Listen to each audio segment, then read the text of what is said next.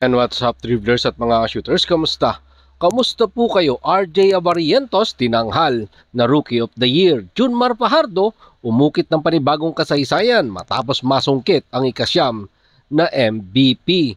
At eto, Coach Tim Cone ng Barangay Ginebra, San Miguel, sinabi nga po niya matapos siyang matalo sa kanyang dating player na si Coach L.A. Tenorio. Yan ang ating pag-uusapan, tatalakayin sa video ito matapos po ako maglambing sa inyo ng isang like, share, comment down below, and don't forget to subscribe and hit that notification bell button para lagi po tayong updated sa ating pong mga video. At lahat po ng ating shoutout ay nasa dulong bahagi lang po ng bidyong ito. Si Barangay Ginebra San Miguel guard RJ Abarientos ang nakasungkit ng Rookie of the Year last 49 season ng Leo Award. At mahigpit nga po niyang kalaban dyan ay ang Blackwater Bossing guard na si Cedric Fairfield. Si RJ Abarientos ay naglaro ng isang magandang performance matapos mag-deliver ng kanyang consistent na numero na meron nga pong 12.7 points per game, 3.6 assists per game,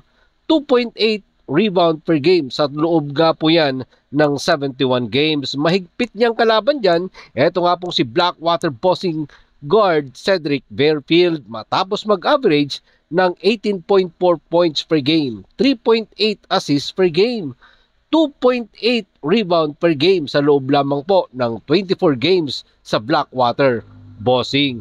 At isa pang contender po dyan, etong si Rain or Shine Elastopainters forward Kylan Chongson. Kasama din po dyan etong si Phoenix forward na si Kai Balungay at si CJ Cancino naman ng Meralco Bolts. At eto, si San Miguel Beermen Bigman Junmar Fajardo ay umukit po ng panibagong kasaysayan sa PBA.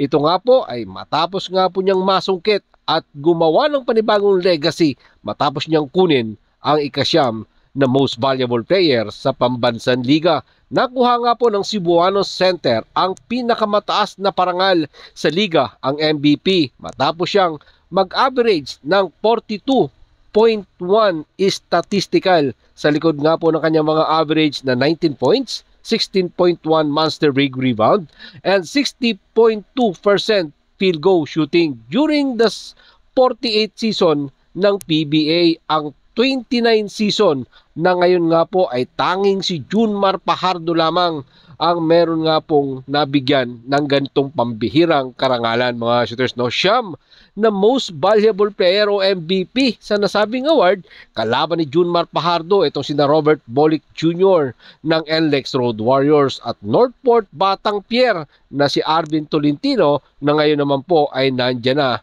sa KBL. At ito yung kakampi niya pa, si CJ Perez, na isa rin po dyan na pwedeng maging MVP. Kasama din si Calvin Optana ng Token Text Tropang 5G. Hindi lang basta MVP ang nakuha nga po nitong si Junmar Fajardo dahil kasama rin siya sa first Mythical 5. Eto, pag-usapan naman po natin ang pagkatalo ng Barangay Ginebra San Miguel. Ano nga bang sinabi dyan ni Coach Tim Cone? Talo si Barangay Ginebra San Miguel head coach, Coach Tim Cone, kay Coach L.A. Tenorio ng Magnolia Hotshot sa kanilang opening game sa pagbubukas ng 50th season ng Barangay Ginebra San Miguel at ng Magnolia. Inamin nga po ni Barangay Ginebra San Miguel head coach, Coach Tim Cone, na mas handang Magnolia Hotshot kesa sa kanyang kupunan na Barangay Ginebra San Miguel matapos niyang isuko ang 80-73 na pagkatalo. Ang debutant na si L.A. Tenorio, sinabi nga po ni Coach Tim Cone na hindi niya gusto ang naging laro ng kanyang kupunan.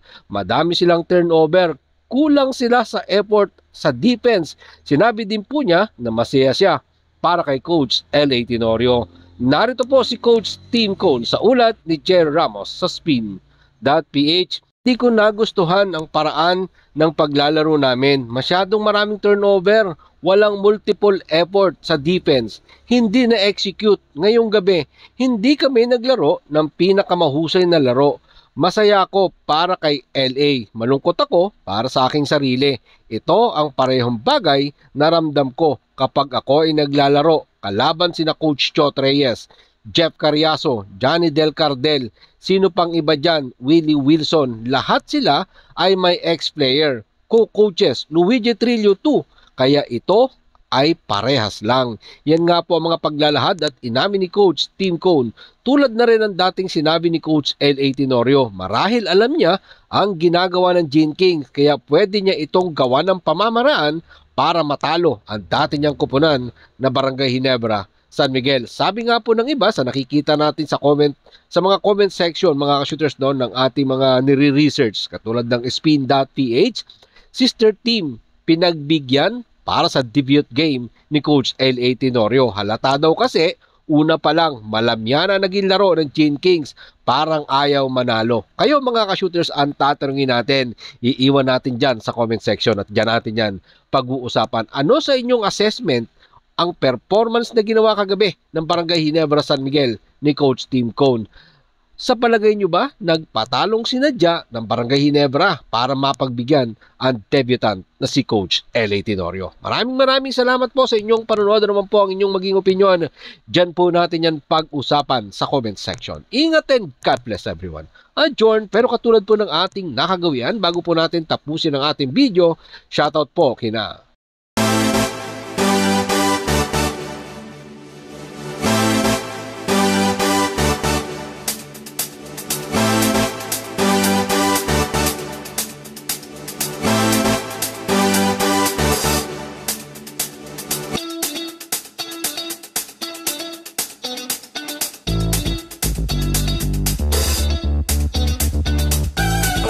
Pick up the across the world.